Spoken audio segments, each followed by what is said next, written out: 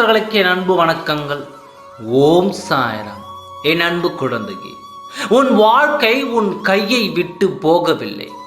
உன் வாழ்க்கை நிச்சயம் உன் கையில் வந்து சேரும். ஏன் தேவையில்லாமல் நீ புலம்புகிறாய்? நீ மனதார நேசிக்கின்ற உறவை நிச்சயம் கரம் பிடித்து வாழ்வாய் என்பது தெய்வத்தின் தீர்ப்பு. உன் மனதில் தோன்றிய கவலைகளாலும் நீ அடைந்த துன்பத்தினாலோ எதிர்காலத்தின் பற்றிய பயம் உன் உடல் கட்டுக்கோப்பாய் இழந்து வாடி மெலிந்து கண்களில் ஒளி இல்லாமல் நீங்கி இருப்பதை பார்த்து நான் வேதனை அடைந்தேன். என் மீது முழுமையாக நம்பிக்கை வை. நீ விரும்பியதை நிச்சயம் நான் தருவேன். உன் சாயப்பா நான் இருக்கும் பொழுது நீ ஏன் கலங்குகிறாய்? ஒவ்வொரு நிகழ்விலும் உன்னுடன் இருப்பதை நான் உறுதிப்படுத்தி கொண்டே இருக்கிறேன். இப்பொழுதும் அப்படித்தான் இருக்கிறேன். ஆனால் என்னை காணவில்லை என்றும் உன்னை கைவிட்டு எங்கோ மறைந்து கொண்டேன் என்றும் மனதிற்குள் நினைத்து கொண்டு அதன் மீது நீ வெறுப்பு காட்டுகிறாய். நீ என்னை நினைத்து கொண்டு இருக்கும் அதே வேளையில் நீ சற்றும் எதிர்பாராமல் உன் முன்னால் வந்து நிற்கும் எந்த வண்டியிலாவது என்னுடைய சித்திர ரூபத்தை நீ காண்பாய். கண்டதும் மெல்லிய சிறப்புடன் சிரிப்புடன் இருப்பாய். நான் உனக்கு துணையாக இருக்கிறேன் என்பதை உணர்த்தவே நான் அங்கு வந்தேன்.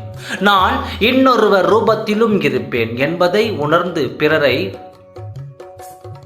உன் நாவில் புண்படுத்தாமல் இருந்தாய். ஆனால் சமீப காலமாக நீ எப்பொழுதும் சண்டை போடுகிறாய். கவலைப்படாதே, உன்னுடன் தான் நான் இருக்கிறேன். உன்னை எந்த தீமையும் தீண்ட விடாமல் நான் பார்த்துக் கொள்கிறேன்.